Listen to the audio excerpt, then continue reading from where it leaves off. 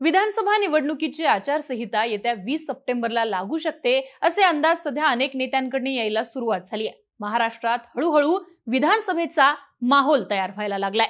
शरद पवार, अजित पवार, देवेंद्र फडणवीस, एकनाथ शिंदे, उद्धव ठाकरे, राज ठाकरे या सगळ्याच नेत्यांनी भेटीगाठी आणि बैठकांचा धडाका लावलाय। महाराष्ट्र दौऱ्यांनाही सुरुवात झाली आहे। तिसऱ्या आघाडीची चर्चा सुद्धा चालू आहे। प्रकाश आंबेडकर, बच्चू कडू, संभाजीराजे छत्रपती, MIM यांच्या सोबतच आणखी काही छोटे पक्ष यांच्यामध्ये आघाडीची बोलणी चालू आहे। महाराष्ट्रात लोकसभेला इम्पॅक्टफुल ठरलेला मनोज जरांगे फॅक्टर विधानसभेला काय करणार यावरून सुद्धा जोरदार चर्चा होतीये।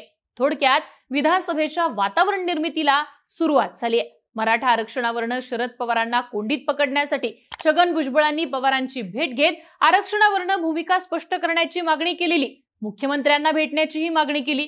आठवड्याभरातच शरद पवार एकनाथ शिंदेंना भेटले आणि सावधपणे या सगळ्यात सरकारलाच कात्रीत पकडलं।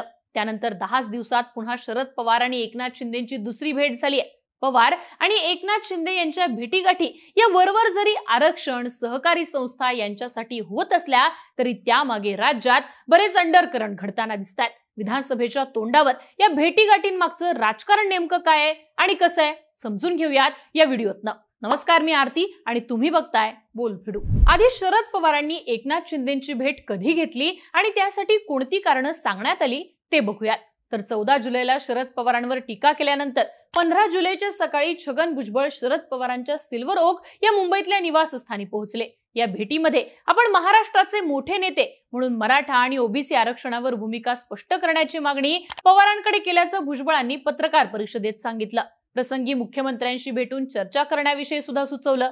त्यानंतर अगदी आठवड्याभरातच शरद पवार आणि एकनाथ शिंदे यांची मुख्यमंत्र्यांच्या वर्षा या निवासस्थानी 20 मिनिटं बंद दाराआड चर्चा झाली आणि या चर्चेमध्ये आरक्षणावर दोघांनी चर्चा केली आहे असं सांगण्यात आलं। मनोज जरांगे आणि ओबीसी नेत्यांना सरकारनं जी आश्वासनं दिली होती त्याबाबत विरोधकांशी चर्चा झाली नसल्यानं विरोधी पक्षांमध्ये नाराजी होती। या सगळ्या मुद्द्यांवर पवार आणि मुख्यमंत्र्यांशी चर्चा केली असं सांगण्यात आलं। याशिवाय विशाळगड हिंसा, दुधाचे दर आणि साखर कारखान्यांचे प्रश्न यावर सुद्धा या भेटीमध्ये चर्चा झाली। आता पहिली भेट ही मराठा आरक्षणावर असल्याचं सांगण्यात आलं। यातनं शरद पवार सत्ताधाऱ्यांपेक्षा आरक्षणाचा प्रश्न सोडवण्यासाठी आपण तत्पर आहोत हे दाखवून देण्याचा प्रयत्न करतायत असं बोललं गेलं। त्यानंतर अचानकपणे 10 दिवसातच 3 ऑगस्टला पुन्हा एकदा शरद पवार मुख्यमंत्र्यांचं निवासस्थान असलेल्या वर्षावरती पोहोचले। दुसरी भेट तीही 10 दिवसातच झाल्याने अनेक चर्चा झाल्या। बरं, ही भेट पूर्वनियोजित नसल्याची माहिती माध्यमांमध्ये आली। या भेटी दरम्यान अदानी समूहाचे 3 अधिकारी तिथे उपस्थित होते असंही बोललं गेलं। त्यामुळे उद्धव ठाकरेंविरोधात हे दबावाचं राजकारण शरद पवारांकडून केलं जातंय का अशाही चर्चा झाल्या। एकंदर 10 दिवसांमध्ये झालेल्या या 2 भेटी नक्की काय सांगतात, यामागचं राजकारण नक्की काय आहे समजून घेऊयात। तर यामध्ये पहिली गोष्ट समोर येते ती म्हणजे देवेंद्र फडणवीसांना शह देण्याचा प्रयत्न। महाराष्ट्राच्या विधानसभेच्या तोंडावर देवेंद्र फडणवीस दिल्लीला राष्ट्रीय अध्यक्ष म्हणून जाणार या चर्चेनं जोर पकडला। स्वतः फडणवीसांनी यावरती स्पष्टीकरण देत मी महाराष्ट्रातच राहणार असं सांगितलं। पण दुसरीकडे ज्याप्रमाणे लोकसभेला पंतप्रधान नरेंद्र मोदी हे ठाकरे, पवार आणि काँग्रेसच्या हिटलिस्टवर होते तसंच विधानसभेला देवेंद्र फडणवीस असणार आहेत यात शंका नाहीये। 19 मध्ये महाराष्ट्रात सगळ्यात जास्त जागा जिंकून सुद्धा विरोधी पक्षात राहिलेली भाजप 22 मध्ये अखेर सत्तेत आली। पण सत्तेत येण्याचा भाजपचा आणि फडणवीसांचा प्रवास अनेकांना आवडला नाही। त्यात लोकसभेला आलेल्या अपयशानंतर महायुतीत सर्व काही अलबेल नाहीये अशा चर्चा चालू आहेत। पण या सगळ्या परिस्थितीत सुद्धा कालच फडणवीसांनी 3 महिन्यांनी तुम्हाला पुन्हा सत्ता आणून देतो असं आश्वासन आपल्या कार्यकर्त्यांना दिलंय। महायुतीत एकत्र नक्की कोण लढणार याविषयी अजूनही शंका आहे। अशा परिस्थितीत महायुती एकनाथ शिंदेंच्याच नेतृत्वात लढेल आणि तेच मुख्यमंत्री पदाचा चेहरा असतील अशा वावड्या उठत असताना शरद पवारांनी शिंदेंना सतत भेटणं म्हणजे फडणवीसांचं महत्व कमी केल्यासारखं आहे असं म्हटलं जातंय। फडणवीस विरुद्ध पवार, फडणवीस विरुद्ध ठाकरे हा सामना राज्यात रंगत असताना पवार शिंदेंच्या भेटीमुळे शिंदेंना सॉफ्ट कॉर्नर मिळताना दिसतोय। अशा परिस्थितीत विरोधी पक्षात देवेंद्र फडणवीस हेच विलन ठरताना बघायला मिळतात। मनोज जरांगे पाटलांनी सुद्धा आम्ही विधानसभेला भाजपचे उमेदवार पाडू असा इशारा भाजपला दिला होता। जरांगे सुद्धा शिंदेंना सॉफ्ट कॉर्नर देतात। अशा परिस्थितीत जरांगेंची वक्तव्य आणि शरद पवारांच्या 2 भेटींमुळे आरोपीच्या पिंजऱ्यात देवेंद्र फडणवीस येतात। आणि एकनाथ शिंदे हे मराठा आणि ओबीसी आरक्षणाचा प्रश्न सोडवण्यासाठी आग्रही आहेत असं परसेप्शन शरद पवारांच्या भेटीनंतर क्रिएट होताना दिसतंय। यामागे दिसणारी दुसरी महत्वाची गोष्ट म्हणजे विधानसभा निकालानंतरची साखर पेरणी। राज्यात विधानसभा निकालानंतर कदाचित न भूतो न भविष्यती अशी परिस्थिती निर्माण होण्याची शक्यता आहे। 14 आणि 19 ला ज्याप्रमाणे राष्ट्रवादी काँग्रेस आणि काँग्रेस सोडून भाजपात जाणाऱ्यांचा लोंढा लागला होता, त्या उलट 24च्या विधानसभेच्या तोंडावर आता भाजपला सोडणाऱ्यांची संख्या वाढलेली आहे। भाजपच्या तिकिटावर निवडणूक लढवण्यासाठी लोक घाबरतायत असं चित्र दिसतंय। एकीकडे अजित पवार गटाचा दररोज एक नवीन आमदार शरद पवारांना भेटतोय, त्यामुळे निवडणूक होईपर्यंत कोण कुठे असणार आहे याची शाश्वती नाहीये। सध्याच्या घडीला कोणत्याही एका पक्षाचं सरकार निवडून शक्य नाही किंवा तसं घडणं सुद्धा खूप अवघड दिसतंय। अशा काळात निवडणुकीच्या निकालानंतर वेगळी काही समीकरणं आपल्याला अस्तित्वात आणता येऊ शकतात का, त्यासाठी शरद पवार यांची साखर पेरणी सुरू आहे का, अशा चर्चा चालू आहेत। भले शरद पवार हे साखर कारखान्यांचा मुद्दा, दूध उत्पादक संघाचे प्रश्न, मराठा आरक्षण अशा मुद्द्यांसाठी मुख्यमंत्र्यांची भेट घेत असले तरी दोन्ही नेत्यांमध्ये बंद दाराआड चर्चा होतीये।